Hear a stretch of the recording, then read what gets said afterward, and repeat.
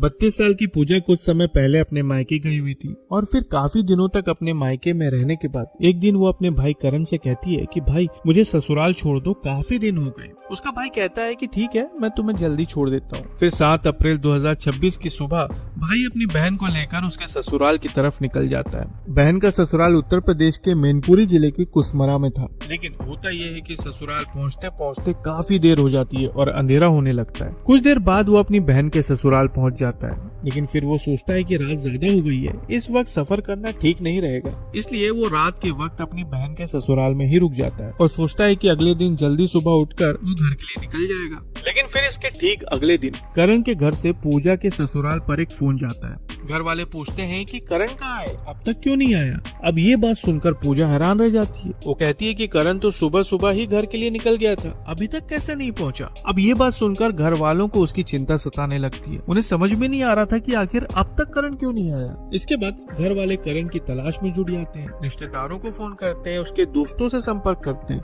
लेकिन करण का कुछ भी पता नहीं चलता। करण को ढूंढते ढूंढते काफी देर हो जाती है।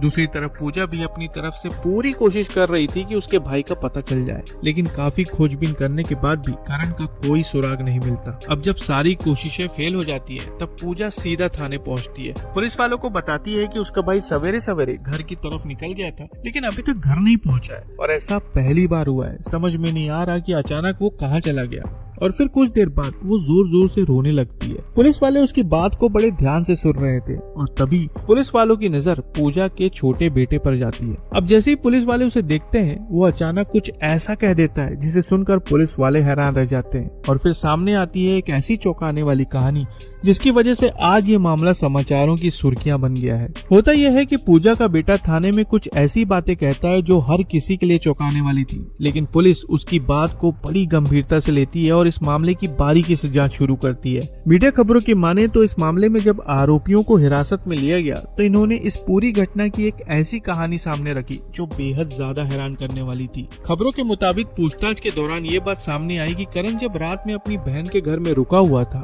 तब उसे आधी रात के वक्त कुछ अजीब सी आवाज आई। पहले तो उसने उन आवाजों पर उतना ध्यान नहीं दिया, लेकिन फिर कुछ देर बाद जब उसे फिर से आवाज आई तो उसने उन आवाजों का पीछा किया और घर के एक कोने तक पहुंच गया। और वहां पहुंचकर उसने जो देखा वो शायद कोई भी भाई बर्दाश्त नहीं कर पाएगा। उसने देखा कि उसकी बहन किसी अनजान व्यक्ति के साथ आपत्तिजनक स्थिति में थी और ये सब देखकर उसने इनका विरोध करना शुरू किया। धीरे धीरे इनके बीच विवाद होने लगा और कुछ ही समय बाद उनके बीच विवाद इतना ज्यादा आगे बढ़ गया कि उस अनजान व्यक्ति ने अचानक करण पर हमला कर दिया, जिसकी वजह से उसकी सांसें थम गई। लेकिन इसके बाद वो यही नहीं रुका, करण के शव को अपने साथ ले गया और जंगल झाड़ियों में ले जाकर फेंक दिया। हालांकि जब ये पूरी घटना हो रही थी तब पूजा का छोटा बेटा ये सब कुछ देख रहा था। और अगले दिन जब पूजा थाने में अपने भाई की गुमशुदगी की रिपोर्ट दर्ज करवाने पहुंची, तब उसका बेटा बोल पड़ा। उसने कहा कि पुलिस अंकल रात के वक्त जीतू अंकल घर पर आए थे और उनकी लड़ाई करण मामा से हो गई थी। इसके बाद जीतू अंकल ने मामा को मार दिया और फिर अपने साथ लेकर चले गए। अब इस बात को पुलिस वालों ने बड़ी गंभीरता से लिया, जिसके बाद पूजा से पूछताछ शुरू हुई। फिर जितेंद्र को हिरासत में लिया गया और जब इनसे अच्छी तरह से पूछताछ की गई